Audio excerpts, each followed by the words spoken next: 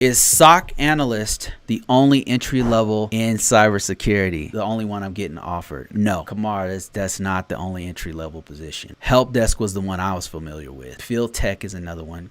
Customer support is another one. There's many different entry levels into this field, into cybersecurity. The reason why you're only getting offered that probably has something to do with your resume. There's something on your resume that is very tasty to the security operations center people, and so that's what you keep getting offered. Okay, I gotta pay some bills real quick, so just bear with me, Kamar.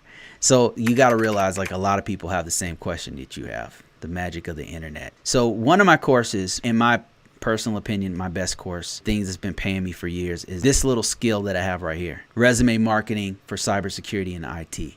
So in this one, what I do is tell you exactly what I've been doing to get jobs. And one of the key features is something I'm going to show you right now. One of the key things that I do is this right here: keyword research. And I put those in my resume.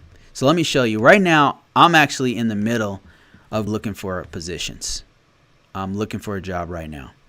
So if you happen to be in a place where you are looking for a person, I'm looking for a job right now.